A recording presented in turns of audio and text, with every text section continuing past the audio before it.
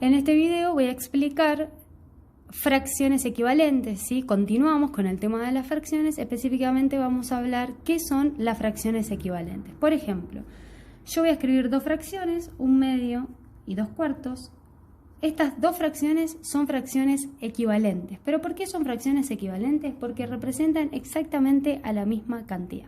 ¿Cómo lo podemos ver esto? Bueno, lo podemos trasladar a lo que es la vida cotidiana, dar alguna situación de la vida cotidiana para poder entender esto, o también lo podemos hacer mediante el método gráfico. Por ejemplo, si yo quisiera representar gráficamente 1/2, dibujo el entero, lo divido en dos partes iguales y pinto solamente una partecita que es la que me indica el numerador.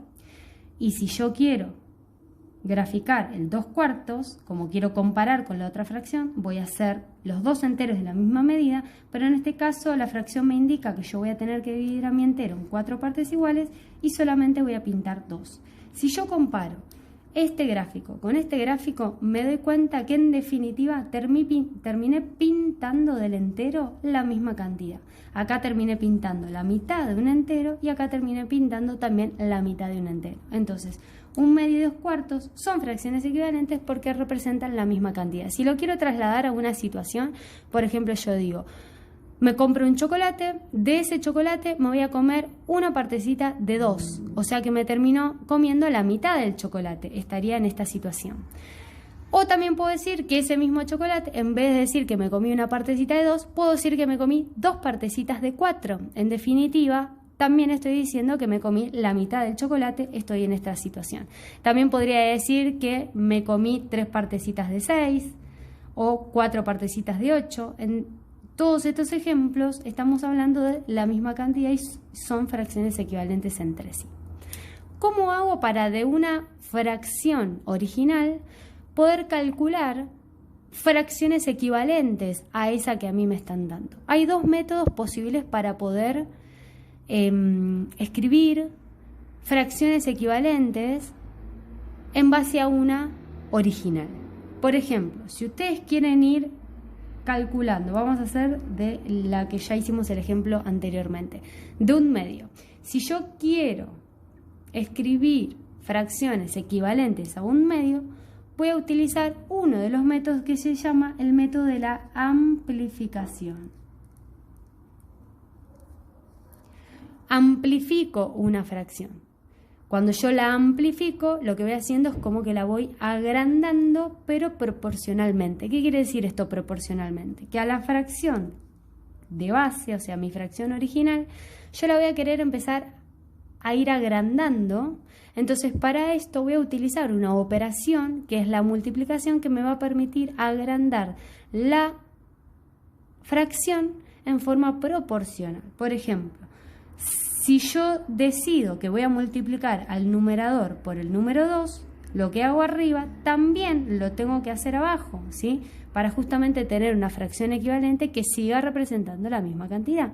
Entonces, si yo hago 1 por 2 me da 2, 2 por 2 me da 4. Listo, acá ya obtuve una de las tantas fracciones equivalentes que tiene el 1/2. Después lo que yo puedo seguir es seguir amplificándola, esta fracción, o puedo seguir haciéndolo de la primer fracción, o sea, de la fracción original. Lo que vamos a hacer es vamos a seguir multiplicando a la fracción equivalente que ya teníamos, que hicimos recién. Si yo, por ejemplo, decido multiplicar al número de arriba por el 3, abajo, o sea, en el denominador, también voy a tener que multiplicar por 3. 2 por 3 me da 6, 4 por 3, 12. 6 doceavos es otra fracción equivalente. Y así voy a poder obtener infinitas fracciones equivalentes. ¿Por qué digo que puedo obtener infinitas fracciones equivalentes? Por dos motivos. Primero, porque el proceso de la multiplicación lo puedo hacer infinita cantidad de veces, porque siempre voy a poder elegir algún número natural por el cual multiplicar al numerador y el denominador, y voy a poder elegir tantos yo quiera. Entonces el proceso se hace infinito. Primero porque yo estoy agrandando una fracción y además estoy multiplicando el numerador y el denominador por diferentes números naturales. Entonces, tantos números naturales que yo pueda elegir para multiplicar, el proceso va a seguir sucesivamente e infinitamente, ¿sí? Por eso se dice que el proceso de la amplificación es infinito, ¿sí? ¿Cuántas fracciones equivalentes puedo encontrar de una fracción original? Infinitas, mediante el proceso de la amplificación, porque después está el otro proceso, que es el proceso de la simplificación, que es el proceso contrario o el proceso inverso al que vimos recién. Si yo cuando amplifico una fracción lo que voy haciendo, la voy agrandando, al ir agrandándola yo lo que voy haciendo es multiplicar arriba y abajo por el mismo número. Entonces cuando yo simplifico una fracción voy a hacer el proceso inverso. En vez de ir agrandándola, lo que voy haciendo la voy achicando, la voy reduciendo. Y si para agrandar una fracción utilicé la operación de la multiplicación, entonces para reducir o achicar una fracción voy a tener que usar la operación inversa de la multiplicación, que es justamente la división. Entonces, un ejemplo, vamos a poner un ejemplo, 100 200avos, ¿sí? Es una fracción que está compuesta obviamente por un numerador y un denominador, que son números un poco más grandes que los que estuvimos trabajando hasta el momento.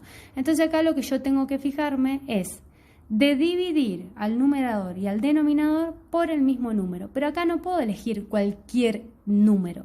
Siempre tengo que elegir un divisor.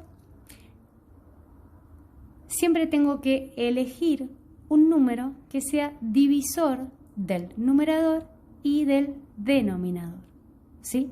O sea, ¿qué significa que sea divisor? Que si yo hago la cuenta, si por ejemplo yo decidí que voy a dividir arriba y abajo por el número 3, por ejemplo, se van a dar cuenta que si yo hago 100 dividido 3, no me va a dar un número exacto, me va a dar como cociente un número decimal, ¿sí? Porque el resto justamente no es 0. Entonces yo lo que necesito es buscar un número que sea divisor de 100 y de 200, o sea que al dividir me dé resto 0, me dé un cociente natural. Entonces, vamos a dividir, yo ya me doy cuenta que el 2 es divisor de 100 y de 200, entonces divido arriba y abajo por 2. 100 dividido 2, 50, 200 dividido 2, 100. Ahora pienso, tengo que seguir reduciendo la fracción, entonces me fijo, ¿por cuánto lo puedo llegar a dividir? Arriba y abajo, o sea, ¿hay algún divisor de 50 y de 100? Me doy cuenta que quizás puedo llegar a dividirlo por 2, sí. Me doy cuenta que quizás lo puedo llegar a dividir por 5, también. Me doy cuenta que lo puedo llegar a dividir por 10. Miren cuántos divisores ya encontré. Entonces, voy a elegir el más chiquito de todos para que el proceso sea más fácil. Voy a dividir por 2. 50 dividido 2, 25. 100 divididos, 50. Sigo reduciéndola porque me doy cuenta que la puedo seguir simplificando, la puedo seguir reduciendo, pero ahora ya me doy cuenta que el 2 no es divisor de 25 y 50. Pero me doy cuenta que sí puedo dividir por 5. Entonces, divido por 5 arriba, divido por 5 abajo, 25 dividido 5, 5, 50 dividido 5, 10. Sigo reduciéndola, me doy cuenta que puedo seguir dividiendo arriba y abajo por 5. Dividido 5 me da 1, dividido 5, 10 dividido 5 me da 2. Y acá llegué a la fracción 1/2. Ya me doy cuenta que no existe ningún divisor por el cual yo pueda dividir al 1 y al 2. Entonces llego a lo que se llama una fracción irreducible. ¿Qué quiere decir irreducible? Que no se puede seguir reduciendo. La letra I, ¿sí?, significa no reducir, que no se puede seguir reduciendo. O sea, quiere decir que ahí terminó el proceso de la simplificación. 1/2 entonces es la fracción irreducible. Entonces, mediante el proceso de la amplificación y el de la simplificación, yo puedo obtener fracciones equivalentes. En el proceso de la amplificación puedo obtener infinitas fracciones equivalentes, en cambio en el proceso de la simplificación el proceso es finito, es decir, que tiene un fin. ¿Dónde acaba? Cuando encuentro ya la fracción irreducible, que es cuando ya no puedo seguir reduciendo esa fracción.